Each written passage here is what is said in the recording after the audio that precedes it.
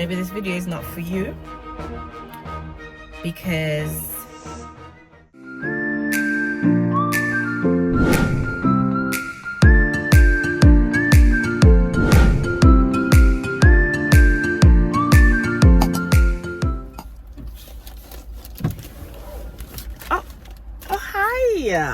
hi my happy makers, how is everyone doing?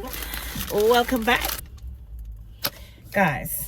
I am on a road trip and I got me a mighty bucket. Before I get into it, allow me to introduce myself. For those of you who are new here, my name is Nikota and I'm the founder and happiness advocate for Make Your Own Happy. As I mentioned, I am on a road trip and I stopped to get me my KFC. I don't know how I don't have a franchise in KFC. But let me tell you, I remember the days of buying KFC for $5. This mighty bucket here was for $5.99. Now this cost me £10.99. I did say make you unhappy, didn't I? Oh my goodness, welcome guys. Today is a bittersweet moment. I am making my way to Wolverhampton where I'll be supporting my good friend.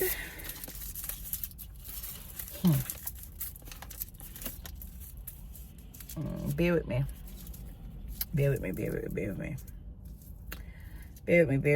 This, can I just say, before we even go any further, feel free, maybe this video is not for you because I will be speaking about bereavement, and even for me it's hard. Every time I do speak about it, it's hard. I don't know if a day would come where I'll be okay, but every time I speak about it, it's still, you know, I feel a bit of anxiety as well. So, you know, as I mentioned, I'll be supporting my friend who has lost, you know, I like to say it's her son.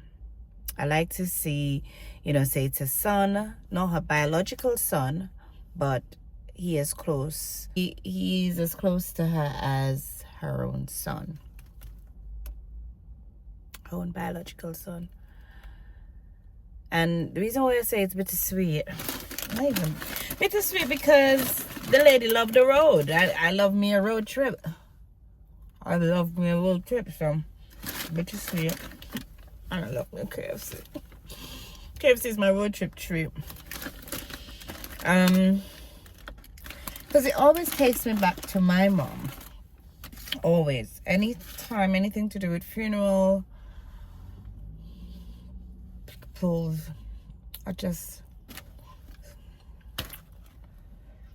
don't want to do this, you know.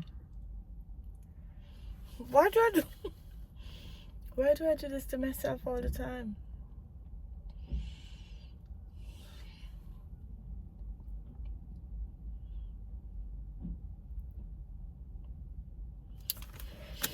I put my big girl pants on and I'm back. I'm going to speak a bit about my own personal experience with bereavement.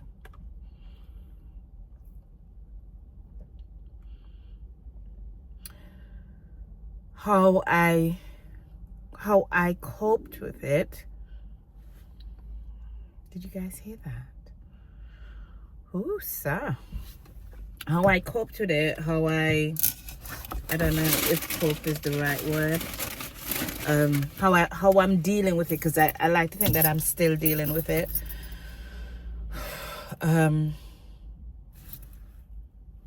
Yeah, how I've dealt with it. Just a little backstory. For those of you that are not aware, my mom passed away when I was 15, and you would think, hey, you're a big lady now. So I'm now 45.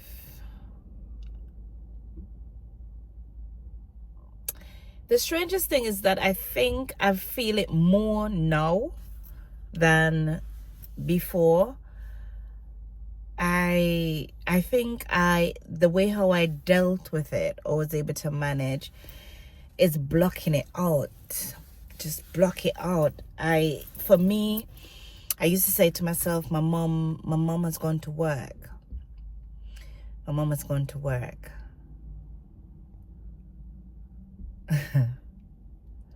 What I would like to say is that everyone deals with bereavement differently. So, grieve in your way. Welcome. How long now? I think it's taken me about 5 hours. Woosa. But it wasn't too bad because I really don't mind driving. As I mentioned before, my apologies, I was looking at myself in the mirror. Shout out to my hairdresser. What's the new name? The Dollhouse Experience. The Dollhouse Experience. Follow her on Instagram at The Dollhouse Experience. The reason why I'm here sitting speaking about this now is because for me, every time there is,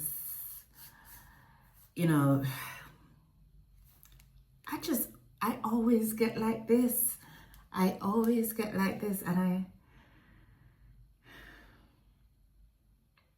And this is just me, just being real with you guys, just being open, transparent. Funerals and anything to do with death, hospital, anything like that, I don't do well. I don't do well, and I don't express my feeling. I don't speak about it. So if someone says to me they have a debt, I don't say condolences. To me, you're saying it because that's what has always been expected. That's what the norm is. That's what we always say, condolences to you and your family. But do you mean what? Do you mean it? Do you even understand what it means? And yeah, so it's a difficult one for me where I don't necessarily say, so I'm not scratching my head. I'm actually just putting in the head, fixing my head in the slot. Yes, so I don't necessarily say, but I'll show up and I'll be there for you. If you want me, as I keep saying to people, just call me. I am that person. And I'm not going to use the term friend because friendship these days is a term that is used quite loosely, and I don't think people understand what friendship really means. A lot of people actually accept you when you're there for them, but then when you, how should I say, not when you go above and beyond, but then when like you realize, hey, this is not reciprocated or blah blah blah, and you just take a step back, they don't like that, or they may start showing you a different vibes, and when you start reciprocating that vibes, you're the bad one. So the word friendship for me these days, it was best friend. Best friend is something that I've never ever used in my life. How many times are you gonna say ever? Yeah, but we're not speaking about friendship today. We're speaking about bereavement. But I am that person that you can call anytime, any hour. You can call me anytime, any hour, and I'll be there for you once I have you as a friend. I am definitely not the person that's going to mope with you. I can't. Whether you're ill, I don't even do it for myself. So it may sound harsh, but if you need me, I'll be there. If you need me to come and look for you, if you need me to, but you need to let me know. If you don't let me know, I think you're okay. Because I like to give people their space, and that's because of me. I like my space. When I'm ill, I don't want anyone around me. But you need to tell me that. So, we are only humans. If there's, for instance, bereavement, I don't need people to be calling me, telling me. What you need to be doing for me is take me out of that space. What you need to do for me is, one of my friends done for me, Marcella, what she done, I remember year upon year, I was just feeling down around the month of May, and she called me one day and she said, come to London. She said, come to London. I was like, no, I don't want to go anywhere. I don't want to come out the house. She said, come to London. I was like, okay. Went to London. She took me for lunch, and it was around Mother's Day, and it was around that period where my mother passed. I can't remember. I think my mom passed away around the 5th of May and was buried around the 12th, around Mother's Day, either the 11th or the 12th. Bearing in mind, I was 15. I'm now 45 years of age. So, you know, she took me, I went to London, she took me out for lunch, and she bought me a bouquet, surprised me, and I could never forget that. You know, simple things like that. That was one of the moments that actually pulled me out of that hole, because for years, around that period, I would always sulk, go in a depressive state. And when I say go in a depressive state, duvet over my head, in bed, I don't want to talk to anybody. And I didn't realize the reason for it until later down. I realized, oh. And then since she, you know, helped to get me out of that space, I've never been there again. So, and that was just basically for me. If I didn't speak about it, she wouldn't know about it. So I'm saying that to say you can't expect that the people around you are going to know what's happening for you if you don't speak about it. It's not an easy topic for me because I have never addressed it. I have never, and I don't want to. Before you guys say why you don't go and do it, I don't want to. I don't want to because I know how I'm going to feel. And I don't want to feel that way. I don't want to feel the sadness. I don't want to cry. I don't want to be angry. I don't want to be upset. Because there's a lot of quote unquote anger. And some persons may say, just do it and get it over with. But I don't know if I'll get over it. So I just don't want to go there. I did take a mini step previously. And I cried. I didn't like the feeling. And I just like to remember my mom in a very positive way. I just remember all the good things about her. You know, when I look back at my life as a child growing up, you could not tell me I didn't belong to the royal family. You could not tell me we weren't well off. You could not tell me that, because my mom provided everything. I didn't want for nothing. I was spoiled. Looking back, she didn't really do much. But looking back, I didn't want for nothing. And then I wasn't a child that really wanted. All I wanted as a child was books. And I had it. I had loads and loads and loads of books. Books. My bookshelf, I am picturing it now. The way how I loved books, I literally could lay down on my bed, and I don't know if she purposely done that, but my bookshelf was just, I didn't have to get up.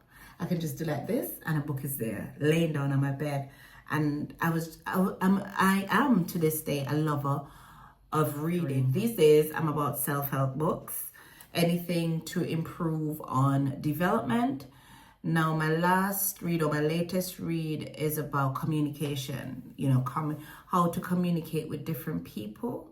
If I was home, I would show you the book, but it's a book about communicating. And I think that's one of the things in any relationship, right through, whether personal or professional, once we learn to communicate well with each other,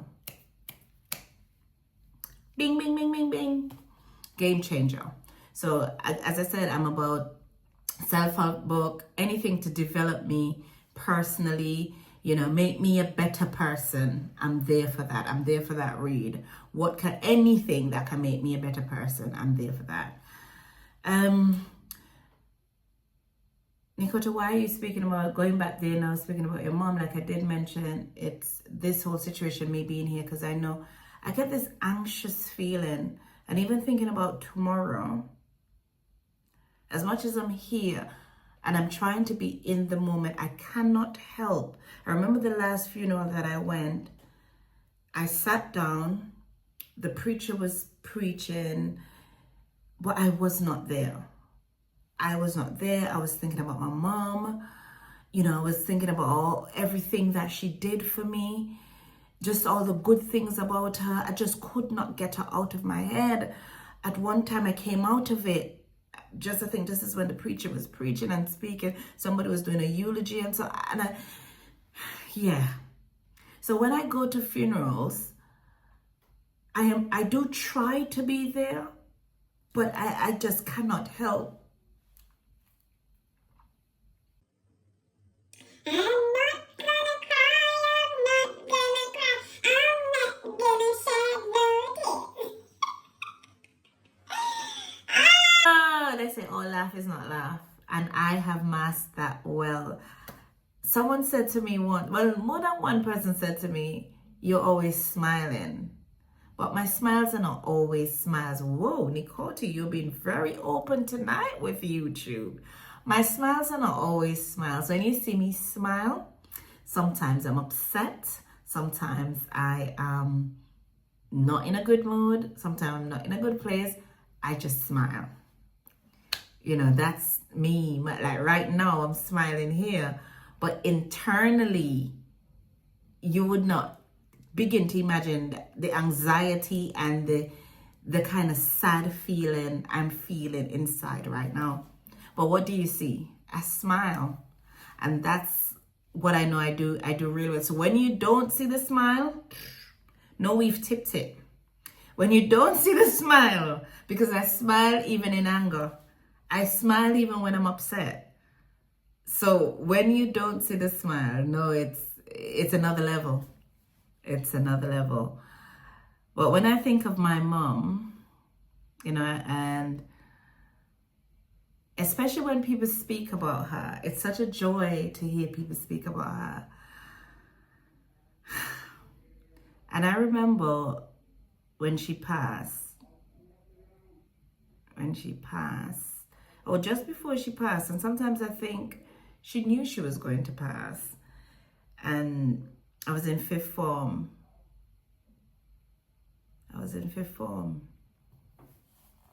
And every day I would go and look for her after school. And this one day I went up to the hospital. And imagine this is the door.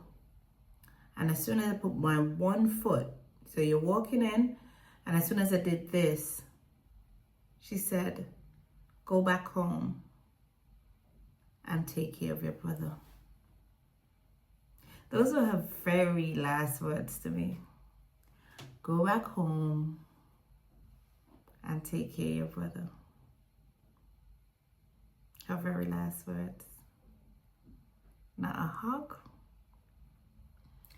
Nothing. Go back home and take care of your brother. Sometimes I think my brother take care of me. He's so serious. He's younger than me, but he's so serious. I am not a serious person at all. Well, some people would differ. It depends. Work, business, different person. Straight face. But in general, I don't take life seriously. Well, when I say don't take life seriously, I mean, I look at the fun side of life and I think enjoying life. And when you decipher things, when you go deeper, and sometimes when I think about it, I think possibly knowing that I remember when I hit the age where my mom passed away, my son and I clocked it at the same time. And we breathed a sigh of relief, basically saying, Mom, you've made it. Like, you've passed your mom's age. And I could never forget. That was a moment for myself and my son. And he didn't say your mom. He says grandma. Sometimes when I hear him say grandma, I'm like... But then that, for me, is how much I speak about her. And, you know, because I always say to him, if she was alive, he would be spoiled, rotten. He would be spoiled rotten. My mom was those type of mom that they don't allow you to do anything. Nothing. Don't allow you to do nothing. But, you know, when I reflect on certain situations with my mom, her biggest thing for me was education. And when I think about it, because my mom is born Antiguan.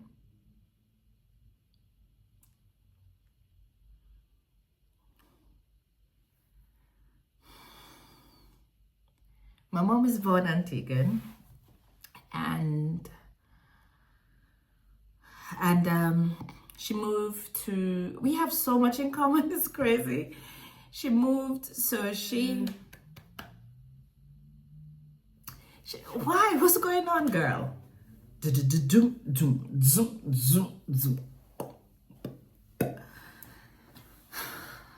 She moved to Antigua. No, she's an Antiguan, but she moved to Montserrat when she was 13, and I'm Montserratian, but I moved to Antigua when I was 13 as well. We're twinning. Twin, where have you been, girl? You can't sing. Twin, where have you been? So yeah, so she moved to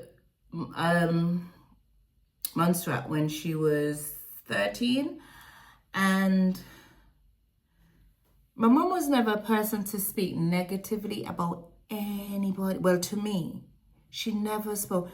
She didn't speak negatively about anybody to me. But I would hear things, you know, pickinegger, that's a pickinegger ear, that's so, then can't hear.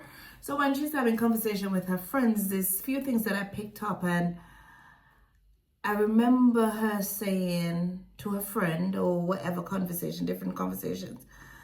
And so she had me when she was 16. My mom had me when she was 16. So I'm thinking, if you move to Antigua age 13, you're a baby. And then, oh, ghastly. I'm just thinking about my dad. How dare you? Anyway, so I just turned 18 when I had my son. Teenage pregnancy. Statistic. In the Caribbean. Whoosah. But God is good and God is great, as I always say. And here I am. Not doing too bad, I should say.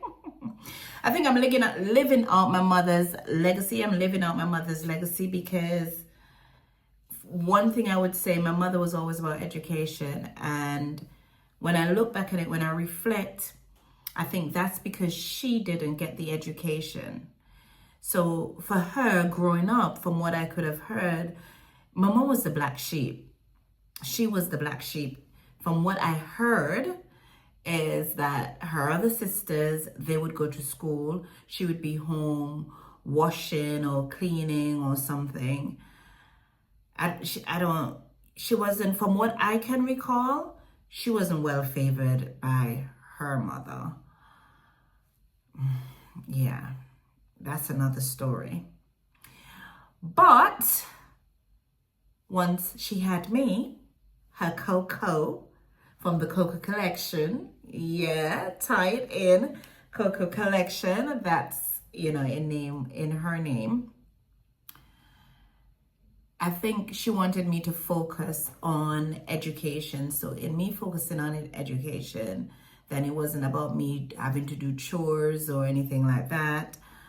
And I can remember the one time she asked me to do something. Who, child? I can imagine my response if Ture responded to me the way I responded. Bleep, bleep, bleep. No, I didn't. I wasn't. There was no expletives. I just said to her, I'm not doing it. Can you imagine? Can you imagine? And she had just come home from the hospital. And she had the baby girls and she had a really bad delivery. Oh my goodness, Mom, I'm sorry. I don't think I've spoken about this, but I don't think I've ever said I'm sorry. I'm sorry. I'm sorry. I was such a spoiled, rotten child. I was rotten. And she didn't do anything. I think my friends ended up doing it. And they can attest to it if they remember. Because I was staying with some friends and then we came home. When she came home from the hospital with my brother, and another thing as well, you bringing another child after 13 years. Why? Why? Why? So I wasn't too happy. You know, some other children are happy about another child coming in. I was not happy about another child coming in. No. That means I would have to share. No, I didn't want to share. So I remember her lying in the bed and she said, ask, not said, ask. The lady that she asked if I can wash out with some baby grows. And I said, I'm not doing it. Nikota. Oh, gosh. Imagine Tori telling me that. What? You're not doing it?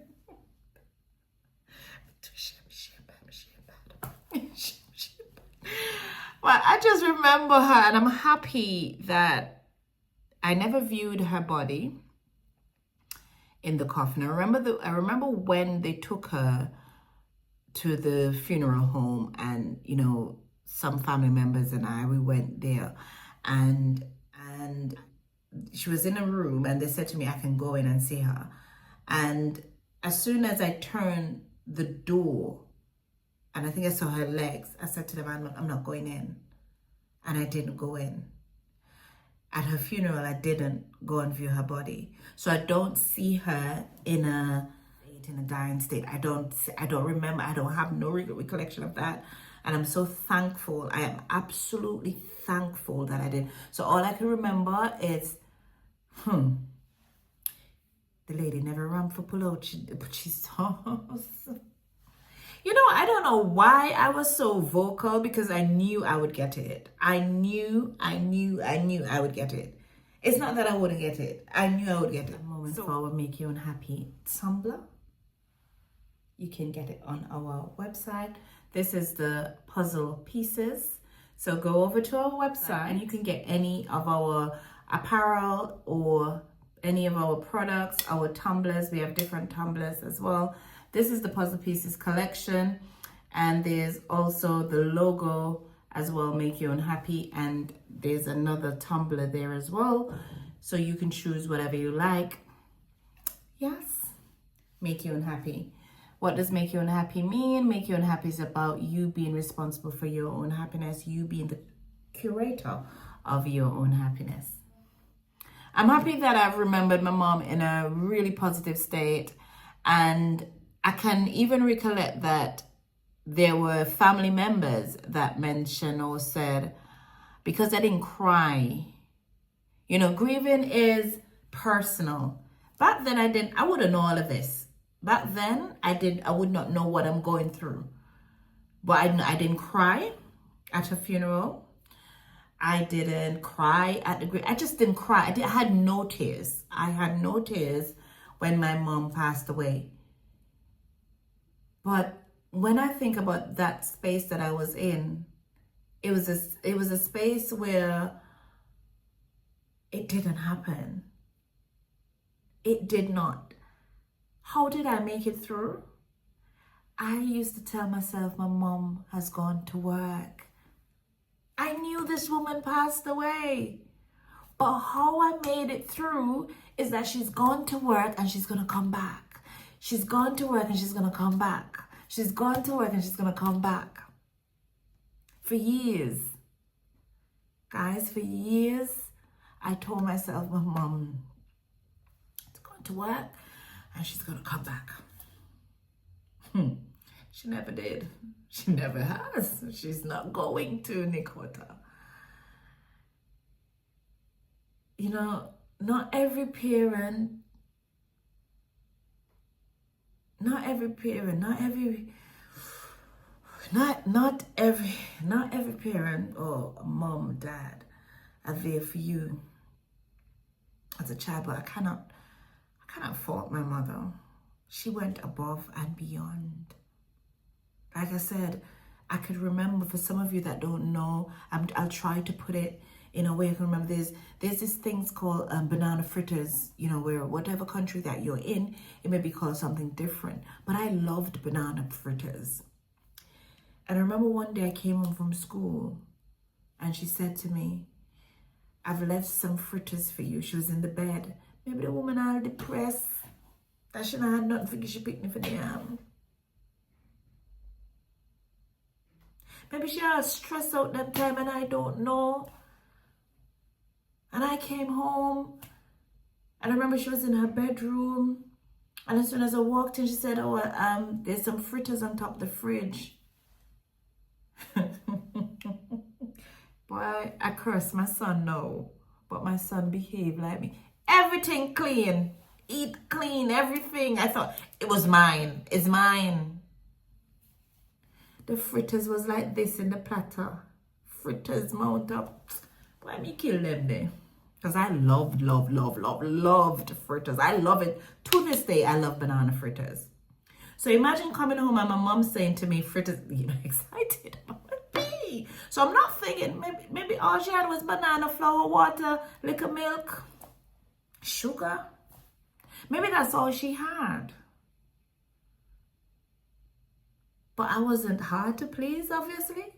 Rice porridge. Sometimes I will come home and there's rice porridge. Sweet my bad. Now that I'm an adult and I'm thinking, she wasn't rich. My mom did low-paid jobs. But her low-paid jobs exposed me to so much. Her low-paid jobs exposed me to the owner of a bookstore. That I just had books.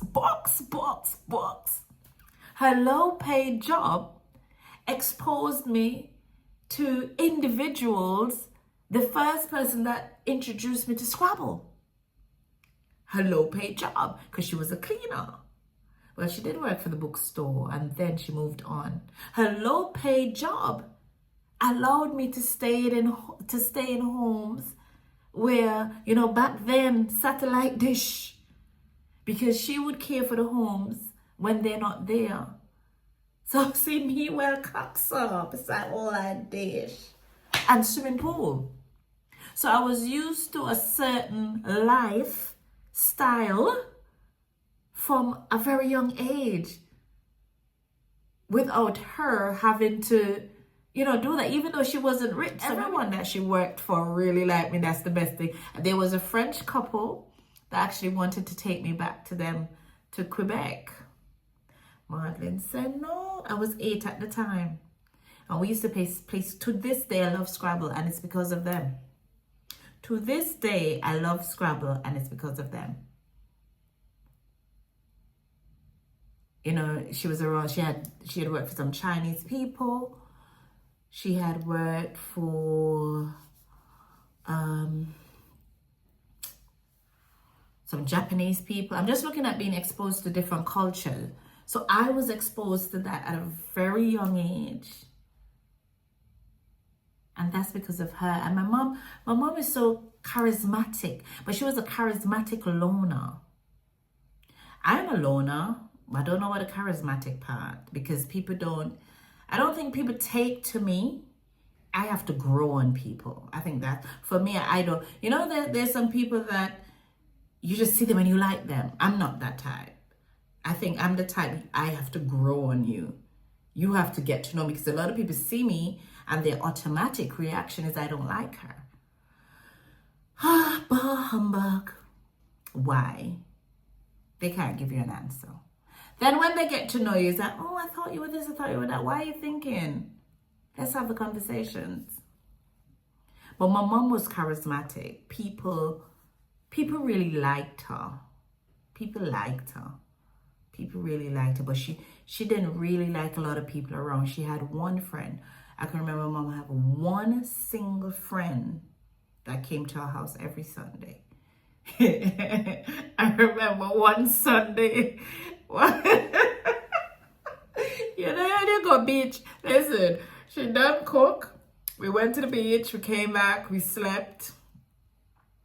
I woke up and I ate and I ate and I ate. But guess what? I ate and ate and ate. I ate all the chicken. All the chicken. All the chicken. So now the lady come. Our mom is offering her food. There's no chicken. There's no chicken. There's no chicken. Tore, if you ever watch this, I apologize to you as well. There's lots of apology going out tonight because the things that I used to do. My son does that without no apology. He just does that. And I used, thinking of it now, I used to do that as well. But that woman and her macaroni pie, to this day, I've stopped. I used to try to make my macaroni pie like hers, but I can't. You know, she's a G. She's a G in the kitchen. She's a G in the kitchen. Well, hello, that's all she needed to do. She was always cooking and cleaning. You know, that's when she was growing up. Again, as I said, she was the black sheep. But black sheep for a purpose because she made me feel good. I'm just so appreciative of the mother that I have. And I still have, because I still think about her. I still, you know, like the other day, guys, I am now a registered coach. Me. I am an EMCC registered coach. Yes. Every accolade that I have, I still accredit it to my mom to this day. And my mom's just great. She's just great. The love that she showed me, there's no love. I know all mothers are not the same, all fathers are not the same. But at some point, I was chasing that love until I had to realize, I had to actually say to myself, Nicole, nobody's going to love you the way your mom loves you. Nobody's going to love you the way that your mom did. Nobody. Let it go. And I had to let it go. Maybe one day I will, you know, I don't know. One day I'll probably have bereavement counseling. Maybe one day I'll take that step to fully go through with it. Maybe one day. But I had a training once where this professor said, not all trauma needs to be mended. Not all trauma needs to be fixed. And when he said that, I said, thank you. Thank you. Because then that just said to me, listen, if you don't want to deal with that now, don't deal with it. So I just wanted to, I hope in some essence, whatever I've shared has helped someone in some way. I know I spoke a lot about my mom. No apology there. No apology there. But in regards to just, you know, grieve in your own way. Grieve. You know, when my mom passed and I was 15, like I said, the first time I cried, I was an adult. I cried. Years. When I say years, I think I was in my early 20s, mid 20s. And I cried. I could count the number of times on this one hand that I've cried for my mom. I can count maybe 3 times, 4 max. Because I try not to remember her in a sad place. try to remember the positive. But times like these, funerals just, it's hard. It's really, really, really hard. And I'm not a crier. So it builds up inside and you feel like your heart is wrenching. It feels like your heart is wrenching. But God is good. And I know, you know, God is good. And I'm not going to fly in God's face, even without her being physically here. She's here with me spiritually. And I know I'm blessed. I am blessed. And you are blessed as well. You know, if you're whoever you have, whether father, mother, brother, sister, friend, and they have left, just remember them in the positive light. Remember the good side. Remember, the good things that you guys did together. And just know what they would want from you. They would want you to be happy. They would never want you to be sad. They'd want you to live out your life to the fullest. And again, grieving is personal. Don't let no one tell you how to grieve. Don't let anyone, regardless of who they are, don't let anyone tell you how to grieve. Society does not determine how you grieve. You determine how you grieve. So I do hope that, this has helped in some way. In July 26th to be exact, Pause for a Worthy Cause, Make You Unhappy will be having their event Becoming You on July 26th, 2025. Who am I? Come on out. I'll share it right here. Come on out and have a wonderful time. It will be a time just for you. Bring your partners, bring your friends, and come on out. You can go to our website to get your ticket now. It's limited. When I say this is not a sales gimmick. The tickets are limited, and when they're gone, they're gone. They are limited. When they're gone, they're gone. There's no can I, may I. That's out of my hands. When they're gone, they're gone. So do not wait last minute, because I know a lot of people do like to wait last minute and say, can I get a ticket? No, it's not there. Do not wait last minute. Please, I beg you.